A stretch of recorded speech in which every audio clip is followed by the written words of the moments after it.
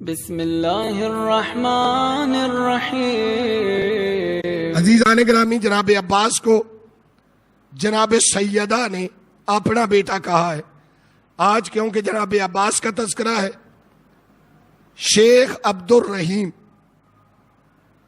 شیخ مرتضی انصاری کے شاگرد ہیں۔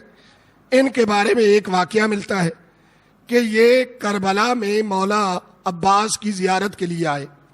امام حسین کی زیارت کرنے کے بعد مولا عباس کی قبر پہ آئے، دیکھا کہ ایک عرب ہے دیہاتی، اس کا بچہ فالج کی وجہ سے اپائج ہو چکا ہے، اس کو مولا عباس کی زری سے باندھا ہوا ہے اور دعا مانگ رہا ہے کہ میرے اللہ اس کو صحت دے دے۔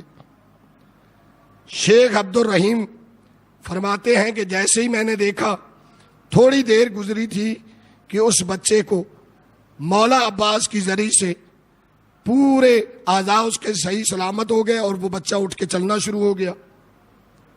شیخ عبد الرحیم کہتے ہیں کہ جیسے ہی میں نے یہ معجزہ دیکھا، فوراً میں نے دل میں کہا، مولا یہ دیہاتی عرب، اس کی آپ نے اتنی جلدی دعا قبول کر لی، ہم آتے رہتے ہیں، ہماری دعا قبول نہیں ہوتی، ہماری کیا غلطی ہے، کیا تقصیر ہے؟ یہ میں نے جملے تو کہہ دیے۔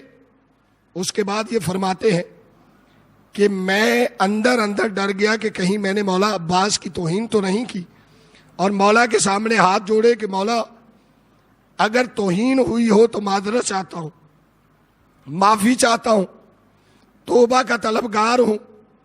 کہتے ہیں کہ میں نے مولا عباس کی الوداعی زیارت کی، زیارت کر کے کربلا سے نجف گیا۔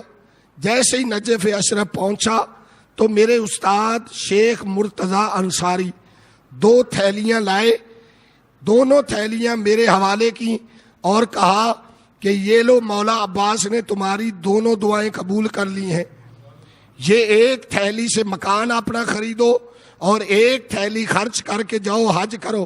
مولا عباس سے تم نے یہی مانگا تھا نا کہ مجھے گھر چاہیے اور حج چاہیے، لہذا مولا عباس نے مجھے حکم دیا ہے کہ اس کے لیے پیسوں کا انتظام کرو کہ گھر بھی لے سکے اور حج بھی کر سکے۔